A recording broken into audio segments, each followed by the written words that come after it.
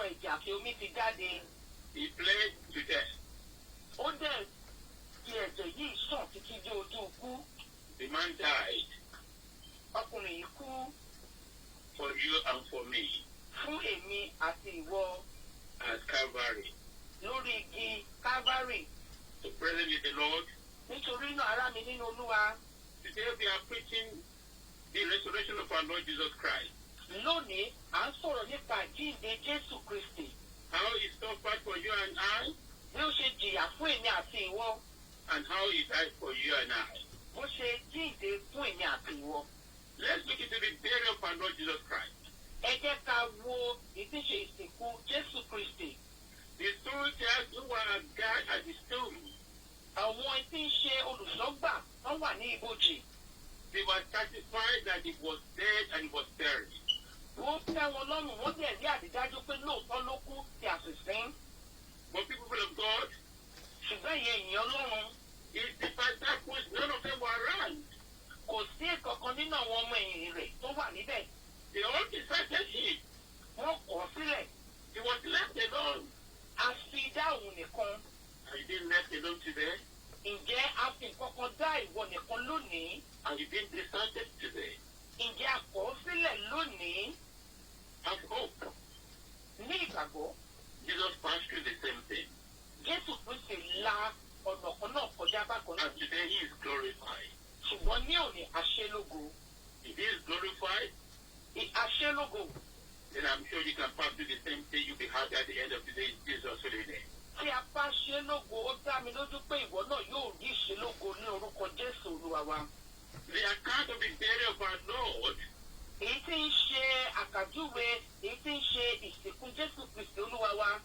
was explained properly in Matthew 27, A ṣàlàyé rẹ̀ ní ẹ̀kúnrẹ́rẹ́ nínú Matthew orí kẹtàdínlọ́gbọ̀n 62 to bẹ̀rẹ̀ 76. láti 62 to 66. Nígbà tí ó di ọjọ́ kejì, èyí tí ó tẹ̀lé ọjọ́ ìpalẹ̀mọ́, àwọn olórí àlùfáà àti àwọn Farisí wá péjọ lọ́dọ̀ Pílátù.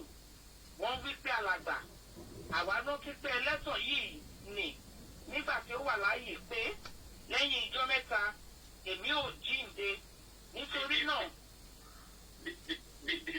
The soldiers, the elders, the priests were afraid that he would rise up. They àwọn were àgbààgbà, afraid. àwọn Farisí wọ́n ń bẹ̀rù pé yóò jí dìde. They were afraid that the third day is coming and our Lord will be risen up.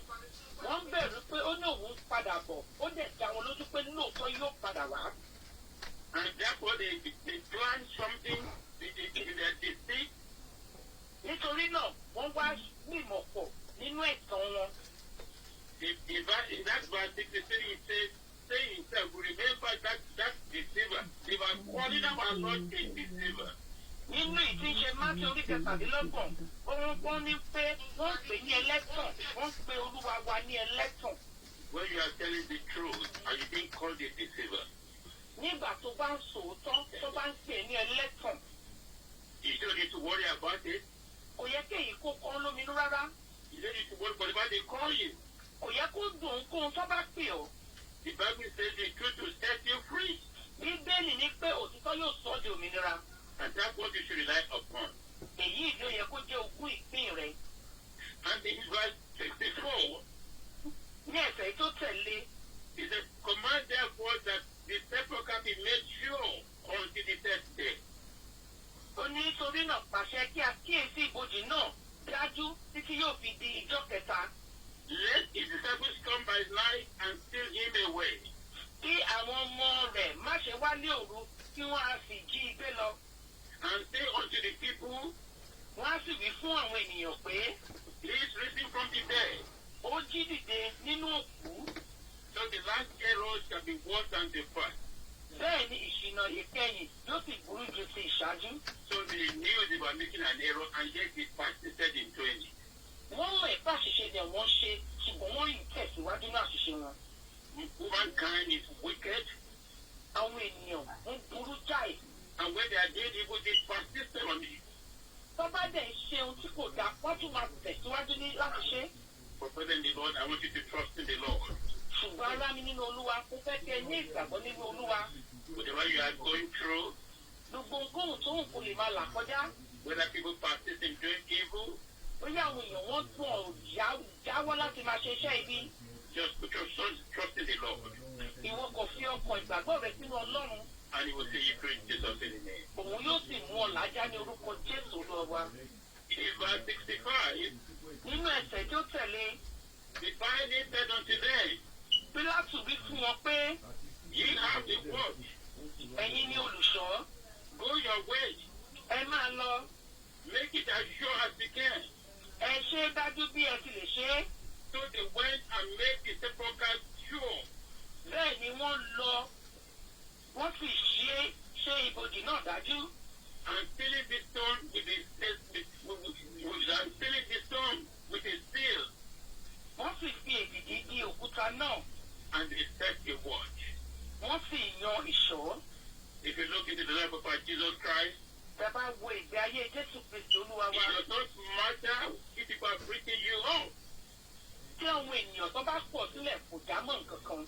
What matters is for God not to write you up. Ohun tí ó ṣe pàtàkì ni pé kí Ọlọ́run kó má ti kọ̀ sílẹ̀. What matters is for you to be in the good of our Lord. Èyí tó ṣe pàtàkì pé kó wà ní ojú rere Ọlọ́run. Even the soldiers kept watch over the tomb of our Lord Jesus Christ. Àwọn ológun wọ́n yan ìṣọ́ ní ìtí ń ṣe ibojì Jésù Kristi Olúwa wa.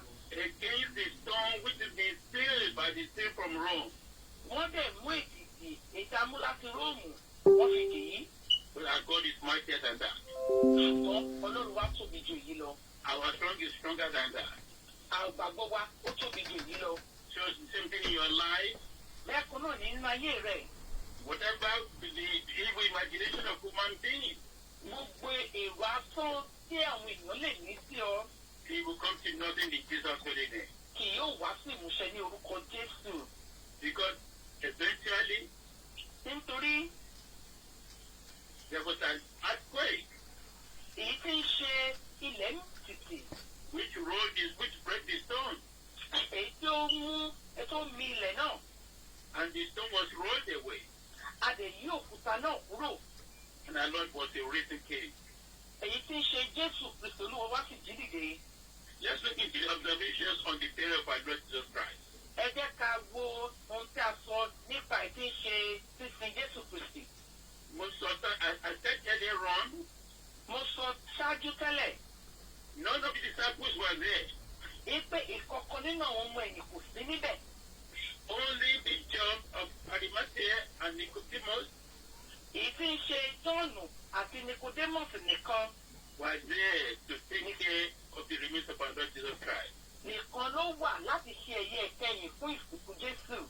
And there the woman, Mary Àti àwọn Magdalene, ènìyàn, èyí tí ń ṣe obìnrin Maria Magdalene, they were there to see him die. wọ́n wà níbẹ̀ láti nígbà tí ó kú. And they were there when he rose up again. Wọ́n sì wà níbẹ̀ nígbà tí ó tuntun jíǹde. So that's the burial of our Lord Jesus Christ. Èyí ni ìsìnkú Jésù Kristi Olúwa Those wa. who have been following him Gbogbo àwọn tó ń tọ́ lẹ́yìn tẹ́lẹ̀ in his ministry, nínú iṣẹ́ ìránṣẹ́ rẹ̀, those he fed, àwọn tí ó bọ́, those who healed, àwọn tí ó wòsàn, those who he had mercy upon, àwọn tí ó ṣàánú fún, none of them were there at his burial at that time. kò sí ìkọ̀kan tó wà níbẹ̀ ní ìgbà ìsìnkú rẹ̀. He was left alone. Dáadáa òun nìkan. But he wasn't left alone Ṣùgbọ́n a kò dáadáa because his father was and is always with him. torí pé bàbá rẹ̀ ó ń wà pẹ̀lú rẹ̀ ó sì wà pẹ̀lú rẹ̀. And they are always one. Wọ́n dẹ̀ jẹ́ ọ̀kan. Let's look into the resurrection of our Lord Jesus Christ. Ẹ jẹ́ ká wo ìjì Jésù Kristi wa, àjíǹde Jésù Kristi wa. Our Lord, Jésù Kristi, unwitnessed by mother eyes, unwitnessed by mother eyes, a kò rí i pẹ̀lú ojú mìíràn. was physically raised to new life from the dead. A jí sí ayé tuntun mìíràn láti inú òkú. This was not a mere restoration of life. Kì í ṣe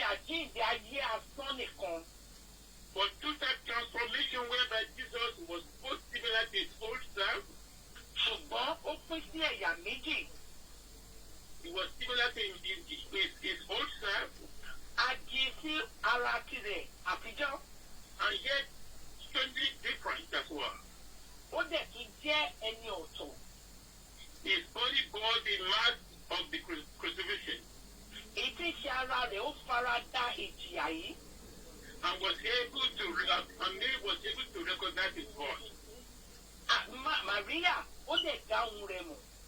But one thing happened, Nígbà tí èyí ṣẹlẹ̀, he no longer was limited by objects a kò kéré agbára rẹ̀ such as locked doors bíi èyí tí ń ṣe ilẹ̀kùn or tombstones tàbí ohun tí a lè fi wé.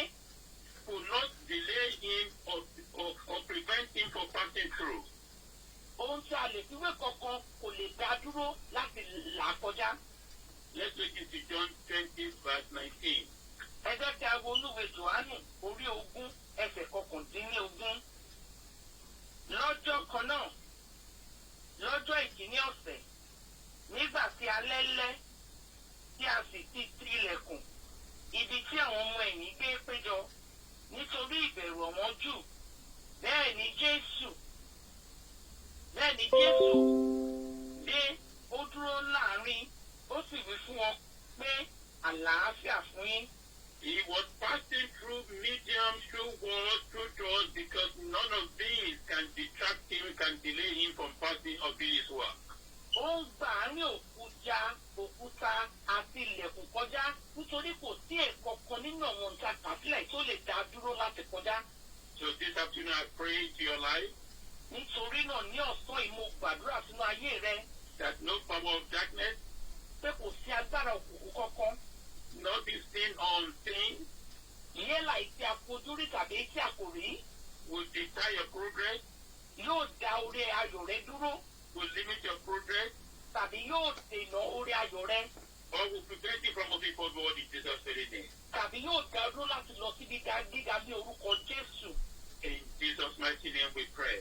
Ní orúkọ Jésù Olúwa wa ni a gbàdúrà. Àmín. And the restoration of our Lord Jesus Christ, Àjíǹde Jésù Kristi Olúwa wa. it was Mary Magdalene that arrived at the tomb first. Èyí tí ń ṣe Maria Magdalene ló kọ́kọ́ dé ibi ibojì ṣáájú. Even before the apostles. Ṣáájú àwọn àpọ́stù. And when he went to go and report unto them, Nígbà tí ó wá lọ láti lọ ṣàlàyé fún wọn. they did not readily accept the report that our Lord had written up. Wọn ò gbà á gbọ́ ní pé Jésù Kristi Olúwa wa ti jíǹde. So they had to follow him. Wọ́n wá ní láti tẹ̀lé. They had to follow her Wọ́n ní láti tẹ̀lé to the tomb. láti lọ síbi ibojì. Peter and John. Pétérù àti Jòhánù. And truly, Ní tòótọ́, our Lord had risen. Jésù Kristi Olúwa wa ti jíǹde. The tomb was empty. Ibojì ó ṣòfò. Let's look into the evidence for the resurrection. Ẹ jẹ́ ká wo tí ìwé mímọ́ wí nípa àjíǹde rẹ̀. There was an empty tomb. Ó ní ibojì ó ṣòfò. This is in spite of the greatest security efforts made. Èyí bó tilẹ̀ jẹ́ pé a kó àwọn olùṣọ́gbà àti gbogbo ohun èlò láti dáàbò kókó má jíǹde. The great stone was rolled away. Èyí tí ń ṣe òkúta ńlá ni àyè kúrò. There was an aspect which removed it. Èyí tí ń ṣe ìjì tó jà láti inú ilẹ̀ ló mì kúrò. And nothing could delay our Lord from coming out. Kò wá sí ohun tó wá dá Olúwa lọ́wọ́ tó lè dá lọ́wọ́ láti máa jáde. And in Luke 24:2, Tábà wá wo ìwé Lúùkù orí 24. they found verse 2. Ẹsẹ̀ kejì. They found the stone rolled away from the tomb. Wọ́n sì bá a tí a fi yí òkúta kúrò ní ẹnu ibojì. And the same thing, if you look into John 20, Tàbá wá wo olúwe Jòhánù orí 20 bákan náà. verses 1 to 9, they are not reading this. A ò ka èyí ṣùgbọ́n láti ẹsẹ̀ kìíní títí dé ìkẹsàn-án. It was said on the first day of the week, Èyí tí ó sọ pé ní ọjọ́ ìkíní ọ̀sẹ̀ ní kùtùkùtù. Mary Magdalene came early to the tomb. Pé Maria Magdalene wá sí ibojì ní ìdájí. While it was still dark. sí ilẹ̀ ìṣókùnkùn. And the stone had already been taken away. A dẹ̀ ti mú òkúta àfihàn kúrò. That's the power of our Lord. Èyí ni agbára Jésù Kristi Olúwa wa. Then looking into the tomb itself, Nígbà tí a wọnú ibojì fúnra rẹ̀, the grave clothes were neatly arranged. èyí tí ń ṣe aṣọ tí a fi sí a rí pé a ta ní ó wà ní ìmọ́tótó. They were not scattered about. A rí pé kò wà ní ìdàrúdàpọ̀. It was a clear evidence that a calm and orderly event took place in the tomb. Èyí fi hàn dájú wípé ohun ìṣẹ̀lẹ̀ ìyanu ayọ̀ ni ohun tí ó ṣẹlẹ̀ níbẹ̀. Again, Bákan náà, there was an earthquake which shook Jerusalem. èyí tí ń ṣe ilẹ̀ mìtìtì èyí tí ó mì ìlú Jerúsálẹ́mù. And when our Lord woke up again, written up, there was another earthquake. Ní ìgbà tí Jésù Kristi wá tó tún jíǹde, ilẹ̀ tún mìtìtì lẹ́ẹ̀kan sí. After our Lord's resurrection, Ní ìgbà tí Jésù Kristi wá jíǹde tán, even the saints that were dead appeared to many in Jerusalem. ọ̀pọ̀lọpọ̀ wọn òkú tó ti kú tẹ́lẹ̀ wọ́n fara wọn àwọn mẹ̀lẹ́bí wọn ní ìlú Jerusalem.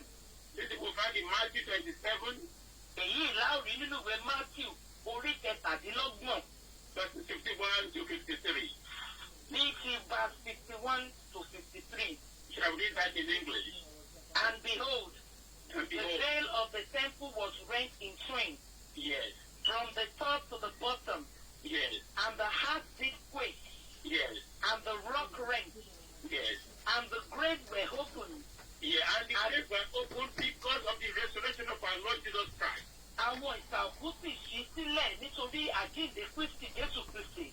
Yes, And many of bodies of the saints which fled arose and came out of the grave after his resurrection and went into the holy city and appeared unto many.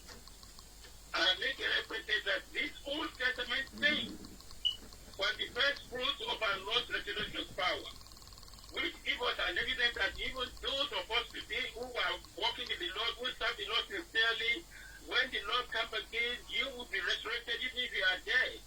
This is what the Bible was saying. Thessalonians, when the Lord came from the heaven, he said the dead will arise first, and those who are living will be caught up in the air with them. So that is comes in coming the Lord. Èyí fún wa ní ìdánilójú pé tí Jésù Kristi bá padà dé, àwa tí à ń sìn nínú kan àti ọ̀kọ̀ọ̀kan bá tilẹ̀ ti kú, a ó bá jí dìde, èyí tí a tún fẹsẹ̀ rẹ̀ múlẹ̀ nínú ìwé Tẹsalóníkà. So he's serving the Lord, Nítorí náà nínú sísin Ọlọ́run serve the Lord sincerely, sí ní inú kan àti ọ̀kọ̀ọ̀kan. because he's coming back. Nítorí pé ó ń padà bọ̀. And he's coming back for his own people. Ó sì ń padà bọ̀ fún àwọn èèyàn tirẹ̀. And I want you to be part of those that will be raising his name. Mo dẹ̀ fẹ́ kó jẹ́ alábàápọ̀ wọn tó máa bá jí dìde. I want to be part of it as we inherit the eternal kingdom. Èmi gan fẹ́ bá jí dìde kí lè ní ìpín ní ìjọba ọ̀run. If you are a Christian, I don't want your service to be in vain. Tí o bá jẹ́ Kìrìsìtẹ́nì ní tòótọ́ mi ò fẹ́ kí ìsinmi kí o lọ lásán. Don't serve him with your lips, serve him sincerely with your heart. Mi ò fẹ́ kó o sìn ní orí ahọ́n, mo fẹ́ kó o sìn láti inú ọkàn rẹ. Because our Lord is a holy God, Nítorí Ọlọ́run wa mímọ́ ni òun. and his yes is yes, his no is no. Bẹ́ẹ̀ ni rẹ̀ sì jẹ́ bẹ́ẹ̀ ni rẹ̀, bẹ́ẹ̀ kọ́ rẹ̀ sì jẹ́ bẹ́ẹ̀ kọ́ rẹ̀. There are other witnesses at the appearance of our Lord. Ọ̀pọ̀lọpọ̀ ajẹ́rìí tó jẹ́rìí sí ìṣàjíǹde Kristi wa ló wà. In Matthew 28, verse 2, he appeared to the woman who came Ní to ìṣe him. Matthew orí kejìdínlọ́gbọ̀n ẹsẹ̀ kejì, ó fi ara wọn àwọn obìnrin. And behold, Yes, go ahead. there was a great earthquake, for the angel of the Lord descended from heaven and came and rolled back the stone from the door and sat upon it. 9 to 10. Sorry? 9 to 10. And as they went to tell his disciples, behold, Jesus met them, saying, All hail. And they came and held him by the feet and worshipped him. Then said Jesus, So he appeared to this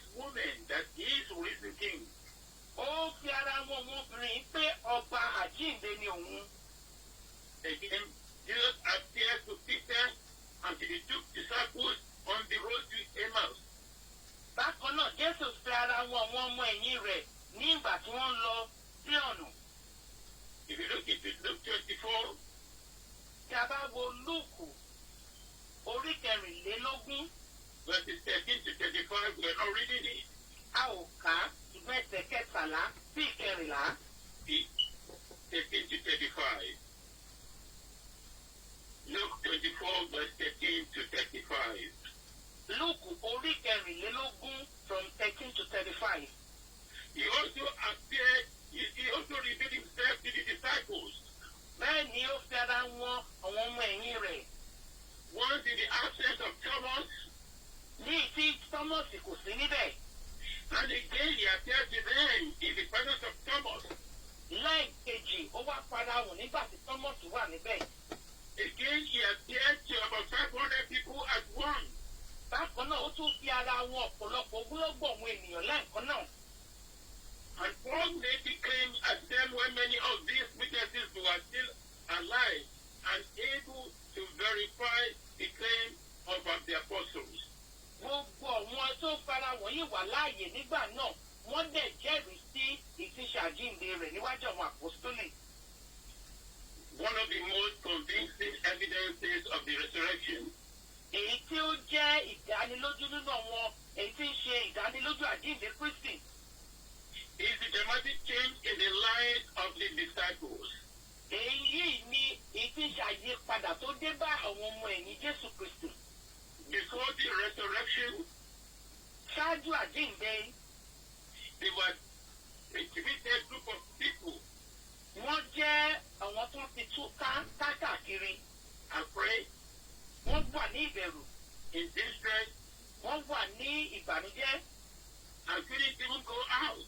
wọn ò tiẹ̀ lè jáde.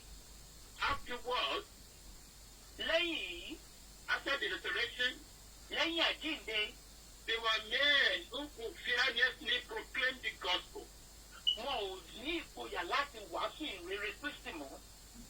After the resurrection, there were men who were fearlessly. Lẹ́yìn àjíǹde, wọ́n wá ní ìgboyà láti wàásù ìrere Even in the face of great opposition, ní ojú ọ̀wọ́n tó ṣe nínú bíni sí wọn. even in the face of danger. Ní ojú ètí ṣe ẹ̀rù, This is the power of resurrection. agbára àjíǹde ni èyí. So if that power of resurrection is still alive today, Agbára àjíǹde yìí sì wà síbẹ̀ lónìí. it can be implemented in your life, my life, A lè fi sínú ayé rẹ, a lè fi sínú ayé èmi náà. because Christ is alive. Nítorí Jésù Kristi wà láàyè.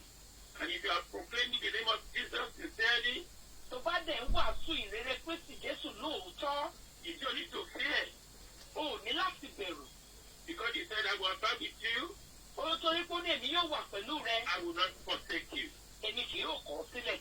And when he gave the commission, Ní ìgbà tí ó fún wa ní iṣẹ́ yìí, when he said, go ye to the world and preach the gospel, ó ní ẹ lọ sínú ayé ẹ lọ wàásù ìrere. baptize the people, Ó ní ẹ máa ṣe ìrìbọmi. and teaching them all that I have taught you. Ó ní ẹ máa kọ́ wọn ní ohun gbogbo tí èmi ti kọ́ yín. And he said, no, Ó ní kíyèsí, I will be with you to the end of time. èmi yóò wà pẹ̀lú yín títí di òpin. So if you are serving the Lord and preaching the gospel and proclaiming the name of Jesus, Nítorí náà tí wọ́n bá ń sin Ọlọ́run tó bá ń wàásù tó sì ń pe orúkọ Jésù, be sure he is with you. ní ìdánilójú pé ó wà pẹ̀lú rẹ̀. He will never leave you alone. Òun kì yóò kọ̀ ọ́ sílẹ̀. Shout hallelujah. Hallelujah. Shout hallelujah. Ẹ ṣe hallelujah. We now go what are the significance of the resurrection. A ó tẹ̀síwájú ní kí ni pàtàkì àjíǹde. The empty tomb conclusively established the credibility of our Lord Jesus Christ. Èyí tí ń ṣe ibojì tó ṣòfò, ó fi títóbi àtagbára àjíǹde Kristi Jésù wọn. And he confirmed his teaching that he truly was and is Son of God. Ó dẹ̀ fi hàn gbangba dáni lójú wípé lóòótọ́ ọmọ Ọlọ́run ní í ṣe. 2. We are justified by his resurrection. Ìkejì, a dá wa láre nípa àjíǹde Kristi. And this will find in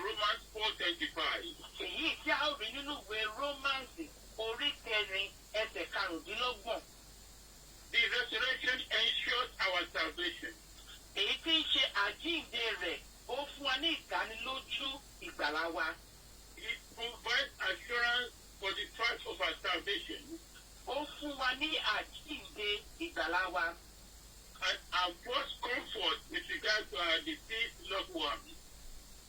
Who was delivered, Romans 4:25, who was delivered for all our offenses and was raised against for all our justification.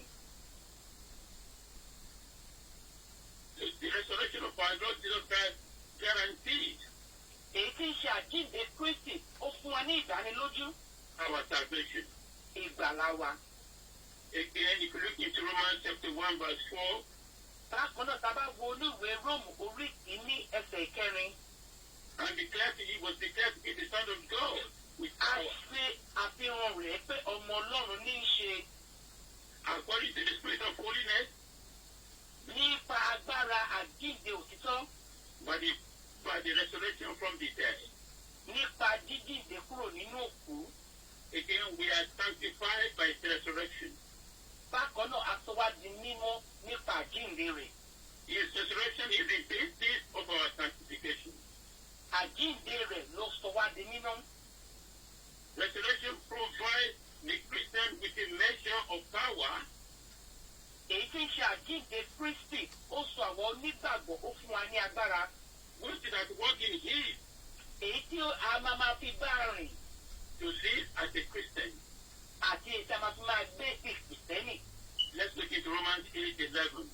Ẹ jẹ́ ká wo Róòmù orí kẹjọ ẹsẹ̀ ìkọkànlá. It says, "But if the spirit of him who raised Jesus from the dead dwells Ṣùgbọ́n in bí you, ẹ̀mí ẹni tí ó jí Kristi dìde kúrò nínú òkú, who raised Christ Jesus from the dead, will always give life to your mortal body ẹni tí ó jí Kristi dìde kúrò nínú òkú yóò fi ẹ̀mí rẹ̀ fún yín nínú yín, through his spirit who dwells in you." nínú ẹ̀mí rẹ̀ tó ń gbé nínú yín. So the resurrection is the measure of power which is at work in us. Èyí tí ń ṣe àjíǹde rẹ̀ òun ni ìdánilójú agbára Kristi tó ń gbé nínú wa. If you look into 1 Thessalonians chapter 4 verse 14, Tá a bá wo ìdíje Tẹsalóníkà kìíní ẹsẹ̀ ìkẹrin, "For if we believe that Jesus died and rose again," 1 Thessalonians 1 4 verse 14, fún ẹsẹ̀ kẹrin orí kẹrìnlá, nítorí bí àwa bá gbàgbọ́ pé Jésù ti kú, so God will bring with him those who are fallen asleep in Jesus Christ. Ọlọ́run yóò wà pẹ̀lú àwọn tí ó bá sùn nínú Kristi Jésù. This is an assurance that even our beloved ones, people that we love that have gone, that are dead, even in this perilous period, Èyí ni ìgbàgbọ́ fún wọn pé gbogbo àwọn tó jẹ́ olólùfẹ́ wa, pàápàá jùlọ àwọn tó sọ ẹ̀mí wọn nù nínú tí ń ṣe jàǹbá tí ó ṣẹlẹ̀ lọ́wọ́lọ́wọ́ yìí, there is hope that we will meet again at the cross of Jesus. pé èyí fún wa lọ́kànbalẹ̀ àti ìdánilójú pé a ó pàdé ní ẹsẹ̀ Jésù. Because when the Lord shall come again, we shall all meet, we shall be with him in eternity. Nítorí pé nígbà tí Jésù Kristo Olúwa bá padà wá, gbogbo àlá ò bá jí dìde, a ó sì wà pẹ̀lú rẹ̀ nínú ayérayé. Again, the resurrection is the basis of our redemption. Bákan náà, èyí tí ń ṣe ikú àti àjíǹde Kristi, òun ló fún wa ní ìgbàlà. If you look into Colossians 1:14, Tá a bá wo inú ìwé Kólósè kìíní ẹsẹ̀ kẹrìnlá, it is in whom we have redemption through his blood, a rí ìgbàlà nípa ẹ̀jẹ̀ Jésù Kristi even the forgiveness of our sins. àti ìdáríjì ẹ̀ṣẹ̀ wa bákan náà. Brethren in the Lord, Ará mi nínú Olúwa, the frightening reality of life is that those who do not trust and believe in the Lord, èyí tí ó jẹ́ òtítọ́ àti ìbanilọ́kànjẹ́ ní pé àwọn tí ò bá kú tàbí ní ìgbàgbọ́ nínú Ọlọ́run, they will not be partakers of eternity with him. wọn ò ní jẹ́ alábàápín àjogún ìgbàlà yìí. And you find it in 2 Thessalonians chapter 1 verse 9. A ó rí èyí nínú ìtínṣe Tẹsalóníkà ìkejì orí ìkíní ẹsẹ̀ kẹsàn-án. For this we will not be partakers in this resurrection, it will be partakers in eternal life. Who shall be punished with everlasting destruction from the presence of the Lord and from the the glory of his power. These people, they will not have eternity with him. They will Àwọn not, tí ò bá kú nínú Kristi wọn ò ní ní ayérayé pẹ̀lú rẹ̀. they will not reign with him eternally. Wọn ò ní bá jọba ní ìkẹyìn. Present the Lord, Nítorí náà ará mi nínú Olúwa, let's serve him sincerely. ẹ jẹ́ kí a sìn ín ní òtítọ́. Let's trust in him in faith. Ẹ jẹ́ ká ní ìgbàgbọ́ nínú rẹ̀ ní òdodo. Let's walk with him sincerely. Ẹ jẹ́ kí a máa rìn, kí a máa sìn nínú òtítọ́ In Jesus' name. ní orúkọ Jésù Olúwa. The last point of the significance of resurrection is propitiation. Èyí tí ń ṣe ẹsẹ̀ kejì ní tí ń ṣe pàtàkì àjíǹde rẹ̀ òun ni. Romans 3:25. Èyí tí ń ṣe Róòmù orí kẹta ẹsẹ̀ karùndínlọ́gbọ̀n. Whom God has set forth should be propitiation through faith in his blood. Ẹni tí Ọlọ́run ti gbé kalẹ̀ láti jẹ́ ètùtù nípa ìgbàgbọ́ nínú ẹ̀jẹ̀ rẹ̀. To declare his righteousness for the remission of sins. Láti fi òdodo rẹ̀ hàn nítorí ìdáríjì àwọn ẹ̀ṣẹ̀ That are passed tí ó ti kọjá through the forbearance of God. nínú ìpamọ́ra Ọlọ́run. Propitiation is a regain of some of favor from God. Èyí jẹ́ ìmúpadàbọ̀ wá sí ipò ohun tí a ti sọnù àti ojúrere Ọlọ́run. Making up something that is lost. Èyí ni láti dá ohun tí a ti sọnù padà láti dá padà wá fún wa. Through this, they lost the favor of God. If before they lost the favor of God, Tẹ́lẹ̀ a ti kùnà ojúrere Ọlọ́run. but through the propitiation of our Lord Jesus Christ, we have now favor, we now have hope, we have now trust, we can go to the Lord for mercy. Ṣùgbọ́n nípa ikú àti àjíǹde Kristi, a padà ní orí ọ̀fẹ́, a ní àánú, a dẹ̀ ní orí ọ̀fẹ́ láti lọ síwájú ìfẹ́ Ọlọ́run. So, present the Lord, Nítorí náà, ará mi nínú Olúwa, let's come to the Lord in sincere faithfulness. ẹ jẹ́ kí a padà wá sí ọ̀dọ̀ Ọlọ́run nínú òdodo àti òtítọ́. Let's come to Him with a repentant heart. Ẹ jẹ́ kí a padà pẹ̀lú ìròbìnújẹ́ ọkàn. You and I, we are humans, we are not perfect. Ìwọ àti èmi ènìyàn ni wá, a kò pé. We are sinful. Ẹlẹ́ṣẹ̀ ni wá bákan náà. We also go through trials and tribulations. À ń la oríṣiríṣi àdánwò kọjá. At times, we keep up thinking that there is no hope. Nígbà mìíràn, a ti ẹ̀mọ́ kan pé kò sọ́nà àbáyọ mọ́. But we look into the details, the death and the burial and the resurrection of our Lord. Ṣùgbọ́n tí a bá wo ikú àti ọ̀nà àjíǹde Kristi Jésù Olúwa wa, We have hope in Jesus because He lives. a ní ìgbàgbọ́ nínú Kristi Jésù nítorí tí ó wà láàyè.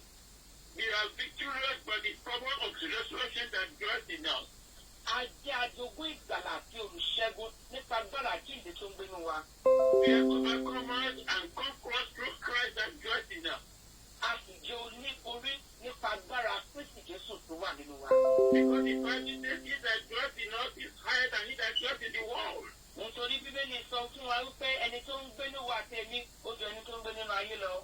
So whatever you are passing through, Nítorí náà nǹkan tó ń kó lè máa là kọjá. hear what the Bible says in Hebrews 4:15. Ìwọ́n tí Bíbélì sọ nínú ìwé Hébérù orí kẹrin ẹsẹ̀ ìkẹrìndínlógún. For we have not an high priest which cannot be touched with the feelings of our infirmities, Nítorí pé àwa ní alágbàwí tí ó ní agbára tí a lè fọwọ́ kàn ní ọ̀dọ̀ Ọlọ́run. but was in all points tempted like we are, Nítorí náà, ẹ jẹ́ kí a wá síbi ìtẹ́ orí ọ̀fẹ́ pẹ̀lú ìgboyà kí a sì lè rí àánú gbà kí a sì rí orí ọ̀fẹ́ láti máa ràn án lọ́wọ́ ní àkókò tí ó lọ́wọ́. In Hebrews 4:16, he was saying, let us come boldly to the throne of grace. Nínú ìwé Hébérù orí kẹrin ẹsẹ̀ kẹrìndínlógún, ó ní ẹ jẹ́ ká wá síbi ìtẹ́ orí ọ̀fẹ́ pẹ̀lú ìgboyà. Unto the throne of grace that we may obtain mercy Kí àwa pé lórí oore ọ̀fẹ́ gbà, and find grace to help in time of need.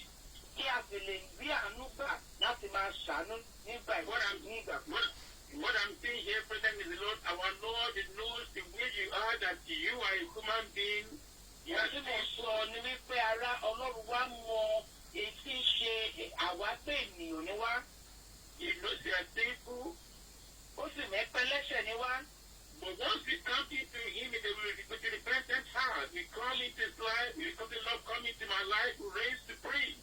Ṣùgbọ́n tí a bá wá pẹ̀lú ìjẹ́wọ́ ẹ̀ṣẹ̀, tá a bá dẹ̀ jẹ́wọ́ ẹ̀ṣẹ̀ wa ta èyí tí máa yé wa pé kó wá jọba. His power of resurrection will live in us. Agbára àjíǹde rẹ̀ yóò máa gbénu wa. And we can come boldly to the throne of grace to receive mercy in time of need. A dẹ̀ ní oore ọ̀fẹ́ láti wá sí ìjánu láti rí oore ọ̀fẹ́ gbà.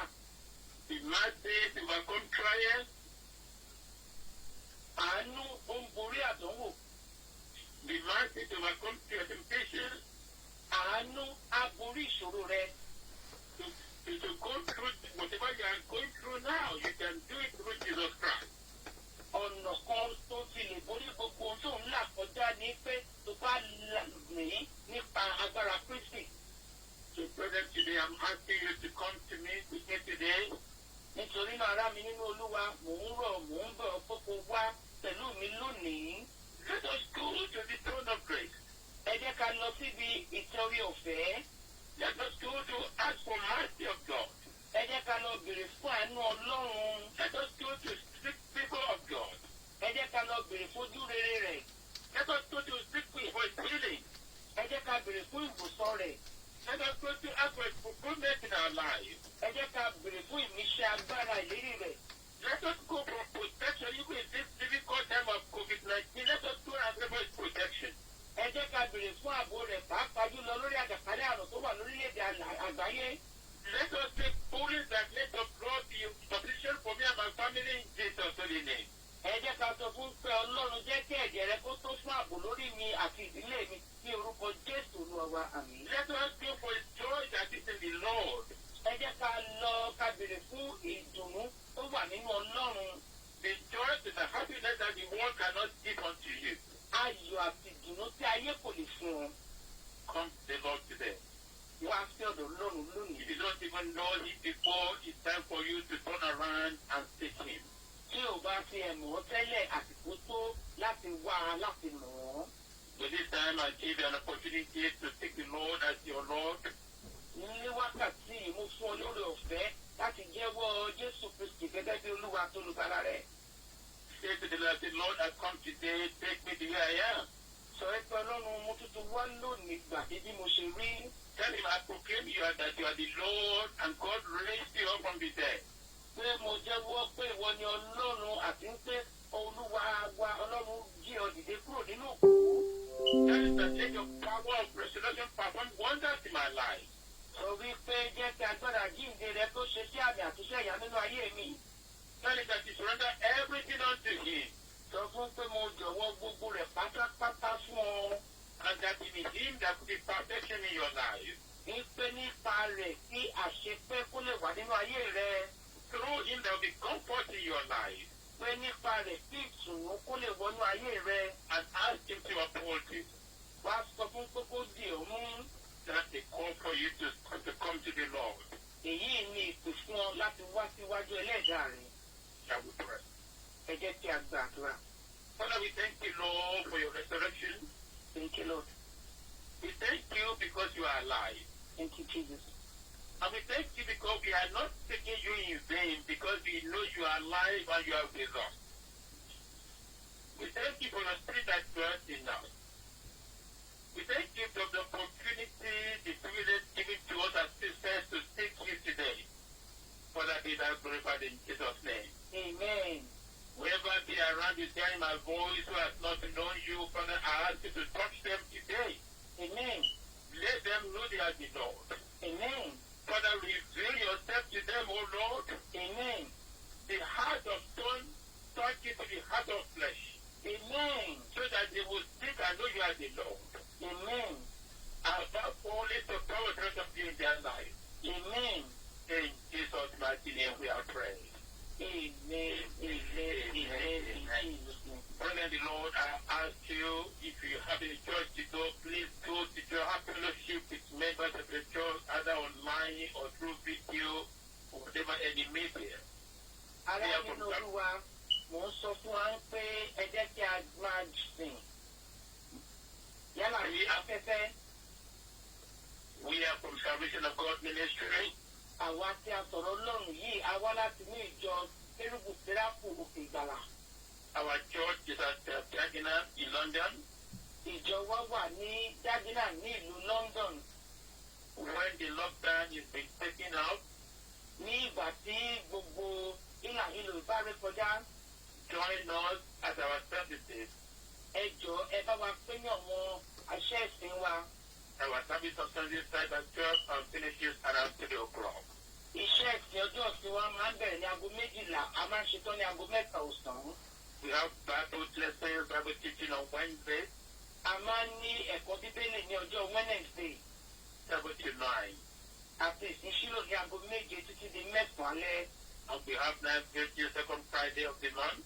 Ìṣòro wa sì máa ń wáyé ní Jímọ̀ kejì nínú oṣù For prayers and fellowship. fún àdúrà yìí tó máa ń bẹ̀rẹ̀ ní aago 12 fún ogún ìṣẹ́jú títí di ìjẹ́ ìparí. I pray may the Lord uphold you and abide with you. Mo gbàdúrà pé kí Ọlọ́run kó wà pẹ̀lú wa kó sì bùsùn fún wa. And may the power of resurrection lead us through this COVID-19 period. Agbára jíǹde kó tó fún ààbò wa ní àsìkò àjàkálẹ̀ àrùn yìí. And I commit you unto the hand of Lord Jesus Christ, who is able to keep you and perfect your conditions. Mo fi fi wá sí abẹ́ ìṣọ́ Kristi Jésù èyí tí ó nìkan ní agbára láti dáàbò bò wá àti láti pa wá mọ́. In Jesus' mighty name. Ní orúkọ Jésù Olúwa wa. Praise ye the Lord. Hallelujah. Praise ye the Lord. Hallelujah. Praise ye Almighty Jesus. Hallelujah. Have a wonderful afternoon in Jesus' name. Amen. And happy Easter. Happy Easter. Ọlọ́run Jákọ́bù tí í ṣe Ọlọ́run Ísírẹ́lì, ẹ̀rù rẹ̀ ni mo bà o, ẹ̀rù jẹ́gẹ́jẹ́ tó pa Fáráò lára, bàbá mi ẹ̀rù tí ò ṣe é wò lọ́rùn mi. Òṣùbà